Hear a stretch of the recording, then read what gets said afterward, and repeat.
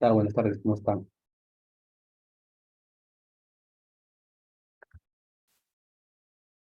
Buenas tardes, profesor. Buenas tardes, profesor. Buenas tardes, López, ¿cómo está? Eliana, ¿cómo está? Buenas tardes. Rocha, buenas tardes. Jennifer, buenas tardes. Sandra, buenas tardes. Y William, buenas tardes. Ramones. ¿Qué tal? ¿Cómo están? El día de mañana tenemos el examen parcial, ¿cierto?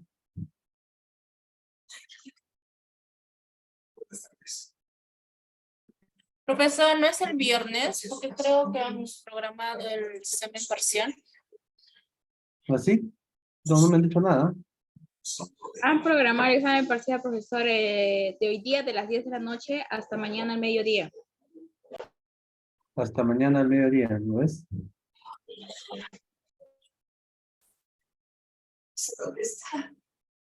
¿Me escuchan? Dice del 27, profesor. ¿Desde el 27 hasta qué hora?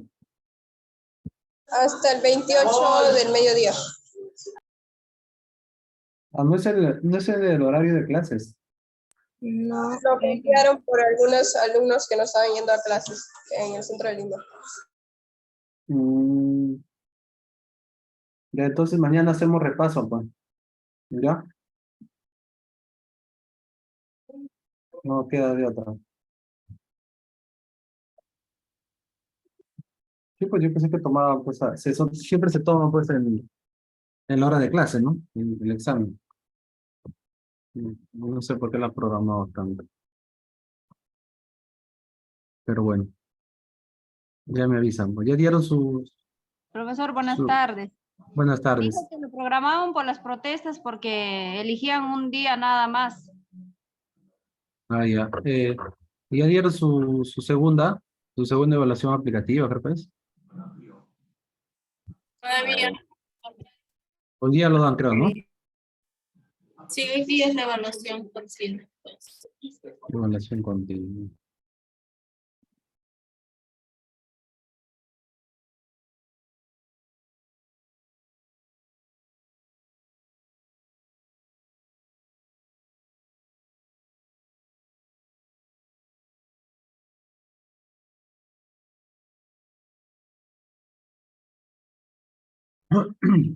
Bueno, pues todo está claro.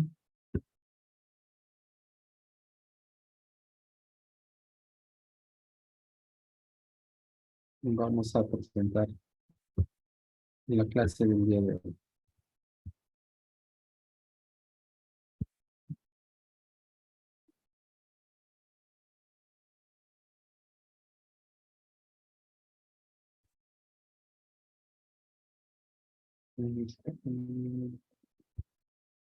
Sesión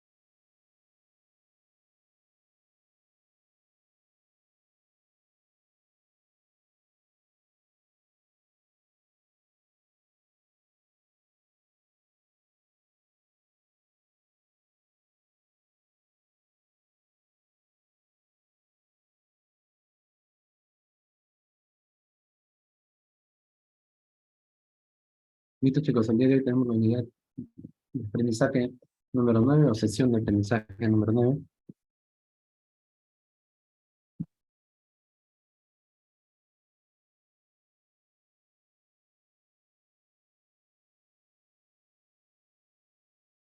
Hoy día vamos a ver trastornos, pues, o desórdenes cerebrovasculares, como la cefalea, la poliomielitis, que es una patología, pues, de un virus que ingresa a los niños que no se vacunan, la meningitis y traumatismos, pues, encefalocraneanos, ¿no? No podría decir enfermedades, porque dentro de un traumatizado o politraumatizado se encuentran la clasificación de traumatismos, pues, encefalocraneanos, ¿no?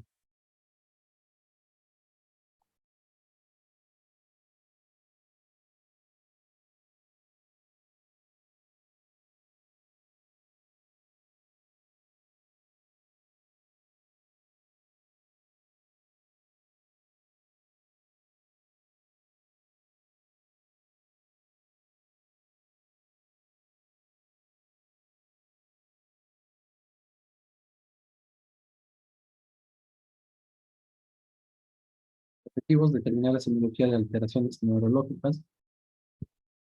Vamos a comenzar por las cefaleas. Cuando nosotros hablamos de cefaleas, nos vamos a referir básicamente a una sensación dolorosa, ¿no? Que está localizada en la bóveda craneal, sobre todo en la parte alta del cuello, nuca, y la mitad superior de la cara, que la frente. Hasta el 90% de la población han padecido cefalea en algún momento, ¿no? Yo les digo a ustedes, si en algún momento les ha dolido la cabeza, me van a decir que sí. Al menos la tercera parte de la población entre 18 y 65 años ha sufrido dolor de cabeza en alguna ocasión. Dentro de esto constituye, pues, que normalmente el servicio de neurología tenga en consulta, bueno, ahora se dice que ha subido más del 20%, normalmente ahora son casi 40% los que asisten al servicio de neurología para hacerse chequeo, ¿no? De eh, por qué tienen ese dolor de cabeza, ¿no? La mayoría de las cefaleas, en su mayoría, son benignas, ¿no? Siempre hay que identificar las causas y las intervenciones oportunas, ¿no? Detectar a tiempo puede salvar la vida, ¿no? La prevalencia estimada eh, de vida, ¿no? De estos pacientes que tienen dolor de cabeza es 66%, del 14 al 16% es una migraña, del 46 al 78% es una sensación de dolor tipo tensional, y el 0.1 al 0.3% es un dolor de cabeza irracional, ¿no?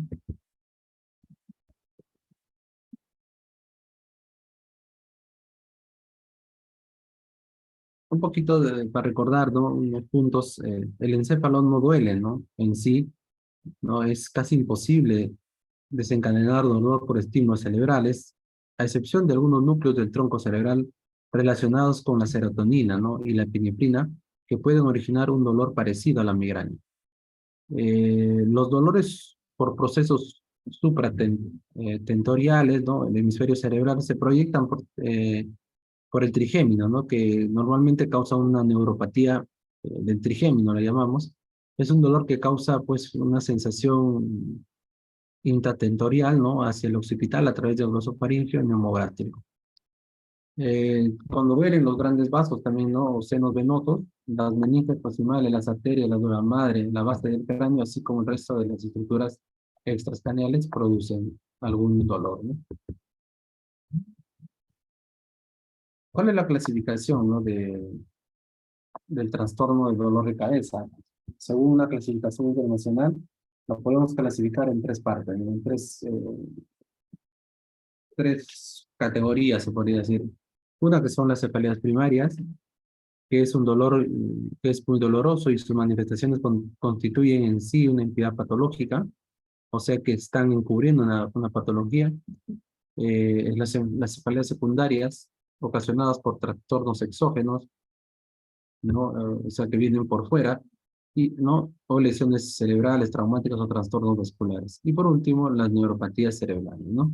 Las neuropatías cerebrales son a consecuencia de alguna enfermedad sistémica, ¿no? Como la diabetes, el síndrome conversivos, pacientes con neuropatías idiopáticas, ¿no? Que no se desconoce su causa.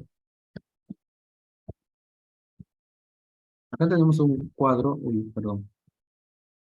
Acá presentamos un cuadro donde podemos ver, pues, la diferencia, ¿no? Que existe entre la cefalea primaria, secundaria y las neuralgias fezales, ¿no? Normalmente una cefalea de primer grado la llamamos, pues, migraña, ¿no? La cefalea de segundo grado es producida por un traumatismo, mientras que las neuralgias faciales es producida por la neuralgia del trigémino, ¿no? O del quinto par craneal, también lo llamamos. La cefalea, la cefalea tensional, pues, es parte de las cefaleas primarias. La infección, ¿no? Por ya sea la parte sistémica o la meningitis es secundaria. En parte de las neuralgias, el nervio del glosofaringeo está alterado. En la cefalea se presenta una cefalea en racimos, ¿no? Que como que duele, ¿no? En racimos. En las secundarias, el trastorno vascular, hay hemorragia subaracnoidea, ¿no? Arteritis temporal, etcétera, ¿no? Y en las neuralgias, el nervio occipital está involucrado. Eh, Nos vemos también que una serie de, por ejemplo, el short langing, ¿no? Unilateral, eh, Neurofor, Gerard Cherwit, Conjunctive Injection and Therapy, ¿no? Que sus siglas son la SUNST. eh, Son un tipo de cefaleas que han sido diagnosticadas, pues, en un estudio, ¿no? Entonces, estos demuestran que, o se clasifican, por eso sí, ¿no? Cefalea primaria, secundaria, y neuralgia.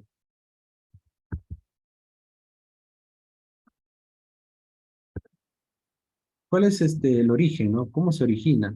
¿No? ¿Qué es lo que pasa cuando hay un dolor de cabeza? Normalmente existe dilatación de los vasos sanguíneos, eh, ¿no? Tracción o desplazamiento de estructuras venosas, compresión, ¿no? De algunas raíces, donde comprimen los vasos sanguíneos y comienza a doler, ¿no? Espasmo, inflamación de los núcleos craneales, irritación meningia, tenemos incremento de la presión intracraneal, perturbaciones de las producciones serotoninérgicas, ¿no? Creación de la serotonina intracraneal, ¿no? La serotonina, como ustedes saben, es un neurotransmisor, ¿no? Más ampliamente implicado en la fisiopatología de todas las cefaleas primarias. Acá mostramos un cuadro, cuáles son las causas del dolor de cabeza, ¿no? En la parte de la cefalea primaria, ¿no? Tenemos la ubicación del dolor, dónde se localiza, ¿no? Y terrible dolor de cabeza, ¿no? Unilateral a menudo alrededor del ojo, ¿no? Entonces, en este cuadro nos llega a saber qué características tiene el dolor de cabeza, ¿no? Qué calidad, qué intensidad, qué patrón de dolor, qué efectos sobre las actividades o síntomas asociadas a esta cefalea, ¿no? El dolor de cabeza de tipo tensional, ¿no? En algunos casos, pues es en la calidad de dolor, por ejemplo, presionar y apretar, ¿no? Uno pulsátil.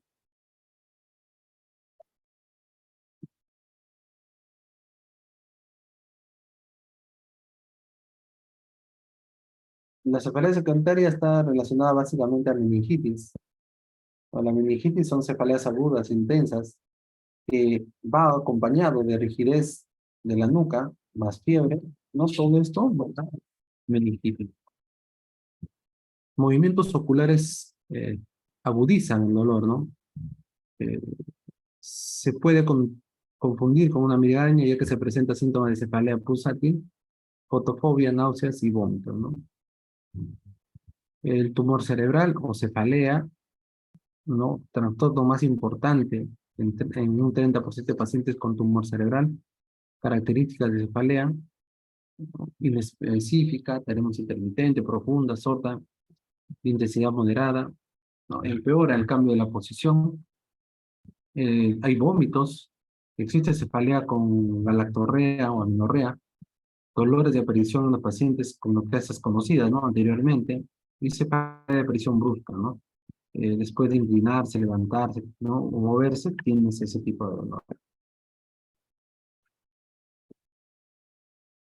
Criterios de alarma, ¿no? ¿Cuánto sospechar que un simple dolor de cabeza pues se puede empeorar o puede ser otro tema de de otra patología, ¿no? La cefalea del inicio reciente de pacientes con más de 50 años, neoplasia o inmunosuprimidos, riesgo de sangrado, ¿no? Inicio súbito explosivo, tras un esfuerzo de la maniobra de Valsalva, inicio reciente con un periodo progresivo, ¿no? De intensidad y frecuencia, empeoramiento o falta de respuesta, ¿no? Del tratamiento previo efectivo, el dolor no responde a tratamientos teóricamente correctos, el dolor cambia de características sin causa, dolor que empeora, se desencadena por movimientos y cambios posturales, ¿no?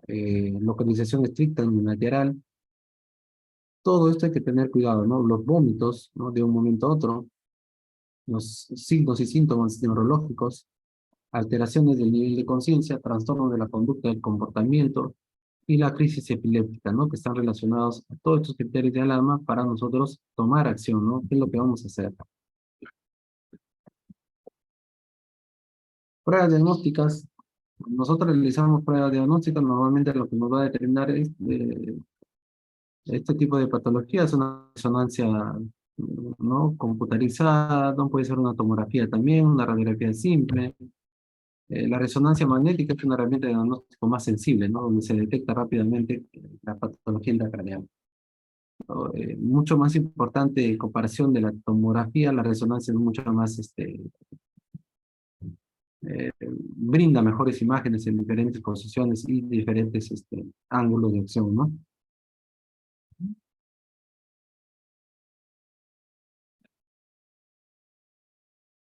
Bueno, acá tenemos una tabla de procesos patológicos en lo que se refiere a la realización de una resonancia magnética.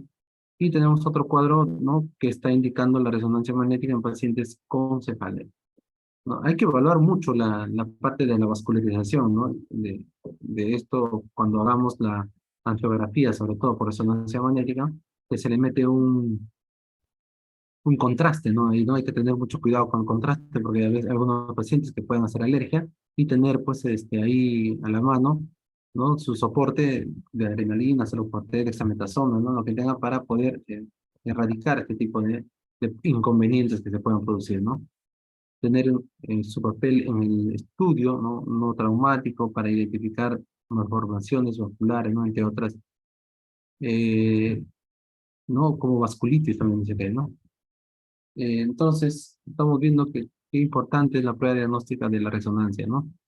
La resonancia, pues, se puede adaptar mucho a los signos y síntomas que el paciente esté tomando, pero es importante que el paciente tome una posición cómoda para poder hacer una resonancia. Pruebas de laboratorio tienen un poco uso de estudio de un paciente con cefalea. Normalmente hay determinaciones básicas y sospecha clínica, ¿no? Dentro de las determinaciones básicas hay que hacer el hemograma, volumen BSG, PCR, ¿no? Bioquímica, hormonas tiroideas, parámetros de coagulación,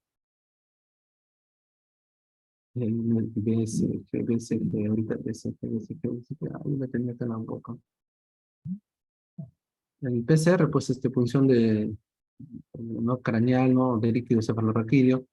Y el BSG es, ahorita me acuerdo, sospecha clínica, infecciones, enfermedades malignas, arteritis temporal, insuficiencia del órgano, ¿no? Está comprometido, hipotiroidismo, síndrome de antifosfolípido, ¿no? Determinaciones especiales hay que tener en cuenta cuando pacientes con VIH, ¿no? Infección por VIH o ¿no? Carboxiemoglobina, ¿no? Intoxicación por este tipo, ¿no? Hay que tener mucha sospecha clínica. Volumen corpuscular medio, creo que es el BCP es volumen corpuscular medio, volumen, no me acuerdo, se me fue, ¿ah? Ya. También se hace líquido cefalorraquídeo, ¿no? El papel involucra mucho, ¿no? Para poder hacer un contexto del cráneo y ver qué es lo que está pasando, ¿no? Indicaciones del examen de líquido cefalorraquídeo en pacientes con cefalea, ¿no? Hay que sospechar pues, una HSA con traumatismo encefalocraneal normal, una sospecha de la neuroafección, hay que sospechar infiltraciones, sospechamos del síndrome de TIC, ¿no? Idiopático y hipotensión del líquido cefalorraquídeo, entre otros, ¿no?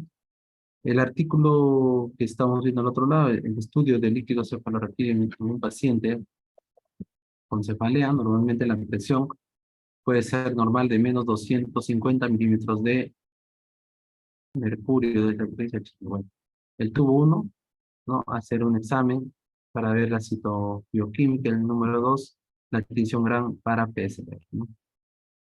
Entonces, mucho de eso depende de tus resultados, o sea, ¿no? De cómo te encuentras.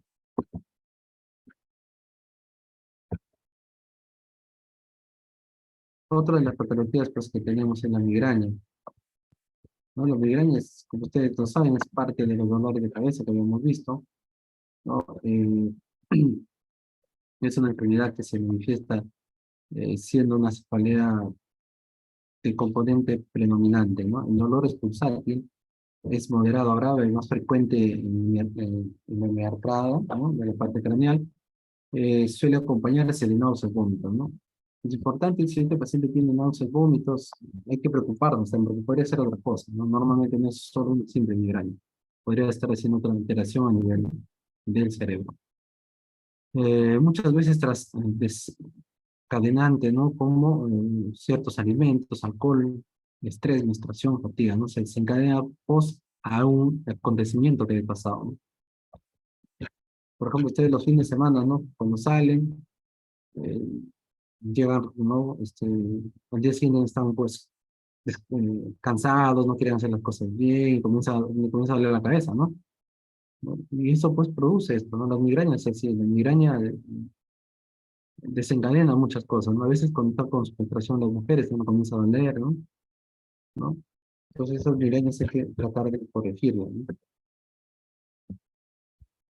Fases de las cefaleas, existe pues la fase hipodrómica, ¿no? Una parte donde hay irritabilidad, depresión, hambre, ¿no? Brotes de energía, fatiga, dura de 1 a 2 días, ¿no?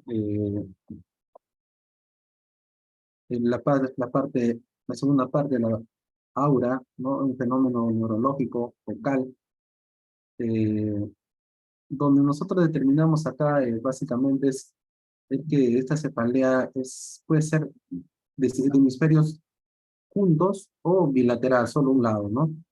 A veces afecta un poco la parte del lenguaje, ¿no? En la tercera parte tenemos el dolor, ¿no? Que entre 4 a 72 horas de duración, ¿no? Desde que es muy moderado, muy intenso, ¿no? Es un dolor pulsátil, empeora en el movimiento, suele dar náuseas, vómitos, fotofobia, ¿no? Y la última parte, o la última etapa, o la última fase, es la resolución, ¿no? Cuando hay cansancio, irritabilidad, depresión, dificultad para concentrarse, de un día de duración.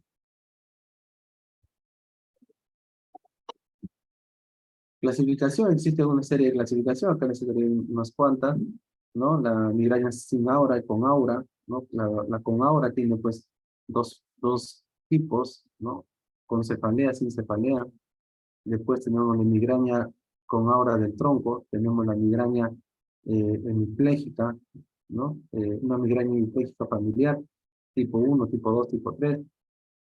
Migraña hemipléjica esporádica, ¿no? Migraña reptiliana, migraña crónica, ¿no? Complicaciones de la migraña, tenemos migraña probable, ¿no? Y algunos síndromes que pueden ser patológicos, pero que todavía no se clasifican dentro de las enfermedades. La migraña, ¿no? 5 crisis o más de episodios con características de migraña de 4 a 12 horas, ¿no? Al menos 5 crisis, episodios de cefalea de 4 a 12 a 72 horas. La cefalea presenta al menos 2 de las siguientes características, ¿no? Puede haber localización unilateral, carácter pulsátil, ¿no? Dolor en la ansiedad, empeora condiciones de abandono, ¿no? Nunca hay que abandonar un paciente, ¿no? Que siempre hay que estar ahí. Bueno, la otra migraña con aura, ¿no? Son tipos de clasificación, chicos, no se me mareen mucho porque en sí hablar mucho de las migrañas, yo lo único que quisiera que sepan que existe sin aura y con aura y que una de ellas tiene episodios críticos y la ahora son episodios con migraña, ¿no? Y la migraña crónica, ¿no? Que es un tipo de cefalea que dura de 15 a 3 meses.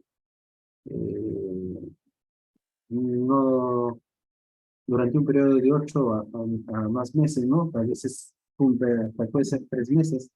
Hay que tener criterios para señalar. Normalmente estos criterios los realizan los neurólogos para poder detectar el tipo de cefalea que tienen, ¿no? Y para que tengan un tratamiento adecuado.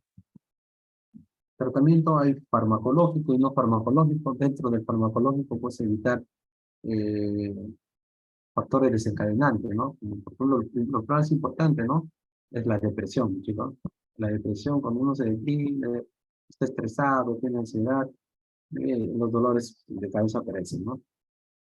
En cuanto a la parte, eh, también la parte hormonal, ¿no? Las chicas en la menstruación, en la ovulación, ¿no? En la alimentación, ¿no? Cuando comen chocolate, queso, ¿no? Muchos conservantes, ¿no? Factores ambientales también. Pueden ayudar medidas físicas, ¿no? Realización de ejercicio, yoga, ¿no? Para técnicas para evitar el estrés, ¿no? Y en las farmacológicas pues tenemos los antimiméticos, como son la metoclopramida, ¿no? En los analgésicos simples tenemos el paracetamol, el más usado.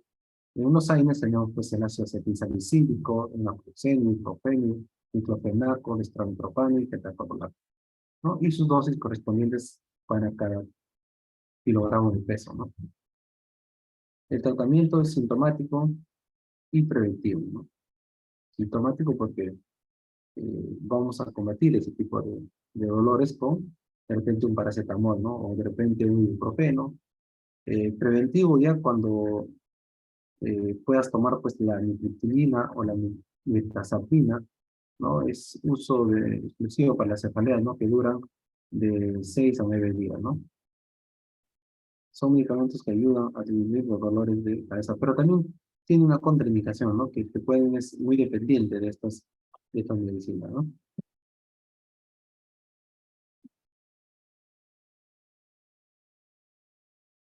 Tenemos acá, tenemos a la poliomielitis, es una enfermedad contagiosa de origen viral, aproximadamente en niños de 2 a 5 años, y puede resultar, pues, ¿no? Con una parálisis si no lo cura, ¿no? Etiología, etiología es, pues, el virus del ARN, ¿no? En una cadena positiva, pues, encubierta, familia Picornaviridae, ¿no? Género enterovirus, 3 serotipos de antígenos, 1, 2 y 3, se diseminan desde el tracto intestinal hasta el sistema nervioso central, causan meningitis aséptica y polio. La epidemiología, ¿no? Dentro de la epidemiología tenemos pues que existe parálisis, ¿no? Como resultado devastador, ¿no? Eso es lo más triste, porque lo puede producir un niño, ¿no? Porque a veces es irreversible, ya no se puede curar eso, ¿no? Del 90 al 95% de las infecciones son asintomáticas, ¿no? Que inducen porque el cuerpo produce inmunidad y confunde a nuestro cuerpo, ¿no? Es una enfermedad a veces autoinmune. Forma paralítico el 5%, ¿no? Esto se manifiesta porque alrededor de 1 en 1000 lactantes, 1 de cada 100 adolescentes, ¿no? Epidemiología, antes de introducir las vacunas en los países se desarrollaban epidemias de polio, ¿no? Parálisis que se observaban en los adolescentes, ¿no? Había mucho, ¿no? Cuando no existía la vacuna, muchos de estos niños se quedaban así, ¿no? Que caminaban así como sus dos guantoncitos. Transmisión, ¿no? Los seres humanos son los únicos reservorios y la otra disminución es oral fecal, ¿no? Sobre todo los niños cuando están jugando en la calle, se dan la mano, no tienen esa urbanidad, ¿no? Para poder protegerse ahí. Patogenia, el virus absorbe, ¿no? Las células del poliovirus, el virus se entra a la cubierta y libera el ARN, ¿no? Tiene su propia replicación, una síntesis de proteína de la célula huésped, síntesis de estructuras de componentes como una cápsula, ¿no? Manifestaciones clínicas, un periodo de incubación con el contacto, ¿no? Se presentan de 8 a 12 días, en un intervalo de 5 a 35 días. Manifestaciones clínicas, infección asintomática, o sea, quiere decir que no tiene muchos síntomas, poliomelitis abortiva, poliomelitis no paralítica y poliomelitis paralítica. Tratamiento, ¿no?, de la poliomielitis abortiva, tenemos que tener en cuenta ahí el tratamiento de soporte, como es analgésicos, dieta, eh, sedante, ¿no?, reposo en cama, mucho reposo en cama, evitar ejercicios entre 2 semanas para cuidar problemas pues, de exploración neurológica y musculoesquelética. Tratamiento no paralítico, analgésicos, sedantes, dieta, reposo en cama, aplicación de compresas, un colchón firme y una fisioterapia, ¿no? Tratamiento de la poliomielitis paralítica, hospitalización, reposo de 2 a 3 semanas, alineación corporal correcta, movimientos activos y pasivos, ¿no? Tan pronto se desplaza el dolor o desaparezca estos espasmos. Administrar en muchos casos extremos, pues opacios y sedantes que no existen, ¿no?, afección a la respiración, que no puedan disminuir el flujo respiratorio, ¿no? Luego también mantener la vía aérea, siempre hay que ponerlo lateral a veces el paciente, balance hídrico estricto y a veces se requiere de tracostomía.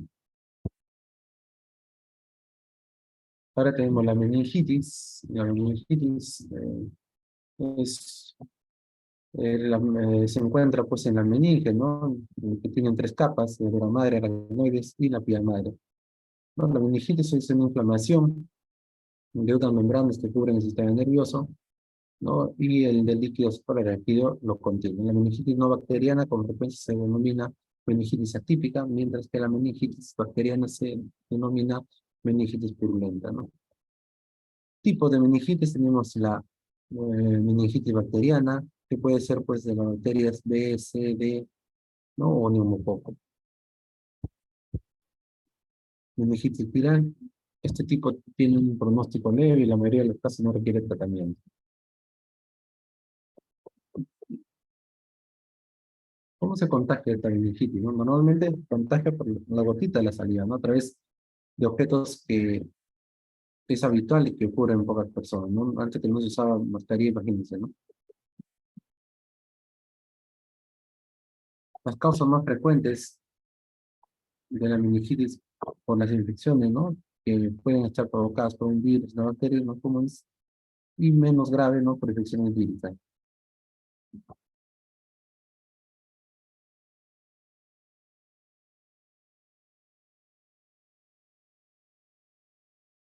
Tenemos acá síntomas: fiebre, escalofrío, dolor de cabeza, sensibilidad a la luz, alteración mental, ¿no?, disminución del estado de conciencia, respiración rápida, inquietud, opistotono, ¿no?, rigidez del cuello, arqueada, fontanelas abultadas, alimentación o decline, ¿no?, con irritabilidad a los niños. ¿Cuál es el diagnóstico? Se presume que se trata de una meningitis, colectar pues una muestra de sangre o un líquido cefalorraquídeo para poder determinar si es positivo o no.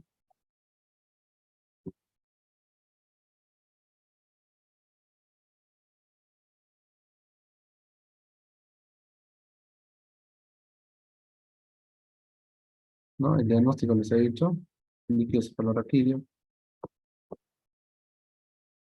Complicaciones, ¿no? Normalmente se produce sordera, hidrocefalia, así como un mito, ¿no?, como marciano, convulsiones, daño cerebral. Tratamiento, normalmente en neonatos, ampicilina y gentamicina, en menores de 3 años o 5 años, 50 miligramos por ceftriaxona y ampicilina. En adultos, inmunocompetentes, ¿no?, cefalosporina de 3ª generación, 2ª generación y 4ª generación. Trauma encefalocraniano, neurocirugía, ¿no?, más antibiótico terapia. Prevención, ¿no?, siempre hay que lavarse las manos, tocar, ¿no?, ustedes ya saben, lavarse las manos mucho, en contacto cercano con personas que tengan una patología, después de entendernos, hay que lavarnos las manos.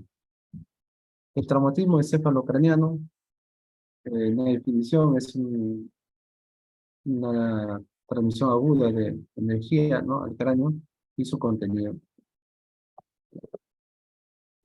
tenemos una clasificación, ¿no? Que es abierta y cerrada. La abierta con compromiso de dura madre, la cerrada sin compromiso de dura madre. Tenemos los rayos X, la fractura de rayos X, perdón. Tenemos fractura de cráneo, puede ser pues, hundimiento, compuesta, diastásica o base de cráneo.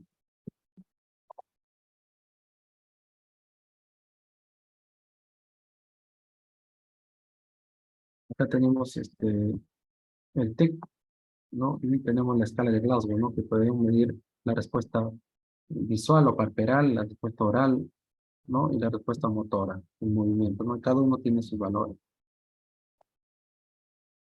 Existe pues TEC leve, TEC con bajo riesgo de injuria, TEC moderado y severo, y TEC con moderado o muy alto riesgo de injuria, ¿no?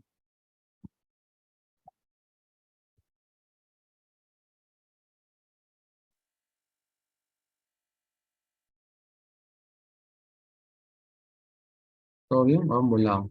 Yo he volado, perdón. Sandra, ¿algo? ¿Todo bien? Sandra está preocupada. La voy a llamar lista, ya antes que se vaya.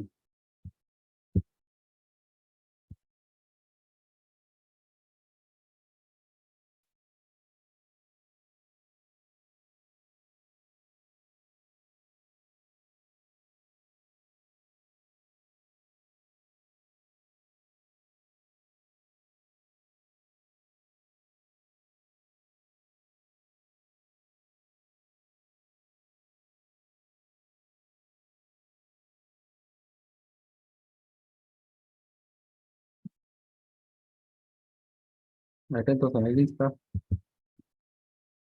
Alcántara. Presente, profesor.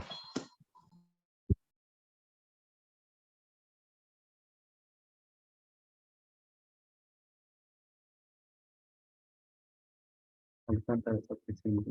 Listo. Aliaga. Presente, profesor. Bernardo. Camones. Presente, profesor. Cárdenas.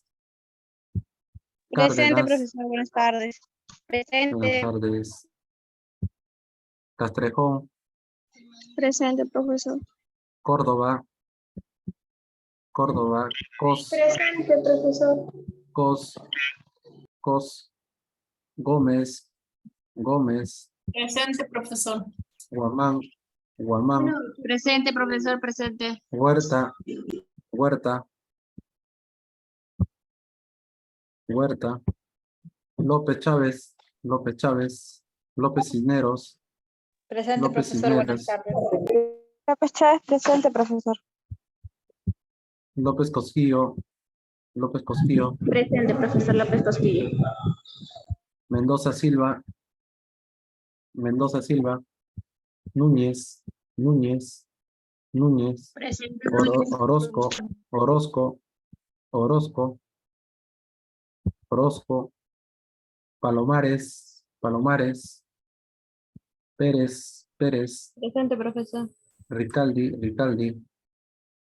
Presente, profesor. Rocha. Rocha. Presente. Presente. Sánchez. Sánchez. Presente, profesor. Buenas tardes. Sánchez. Gabriela. Gabriela. Sandoval. Sandoval. Presente, profesor. Teleira. Teleira. Presente, profesor. Villa. Villa. Presente, Yaicate. profesor. Yaicate. Yaicate. Irupaya. Irupaya. Irupaya. Disculpe, profesor Huerta. Ya. Un ratito. Huerta. Yaicate. Yaicate está. Yaicate. Irupaya. Zárate. Presente, profesor. Zárate. ¿Y aquí me Huerta está diciendo? Espinosa, por favor. Huerta Espinosa, Juana. Huerta. Ya listo, Arribas. Ya, gracias. Nada. Listo, se guarda. Ya listo. Listo, chicos, nos vemos mañana ya para hacer un repaso o avanzar algo, porque no me dice que el examen es más adelante, creo, ¿no? ¿Cierto? El viernes. Sí, Ya, profesor. chicos. Ya mañana hacemos un pequeño repaso. Ya, listo, cuídense esta mañana. Nos vemos. Chao. Sueño, profesor. Mañana.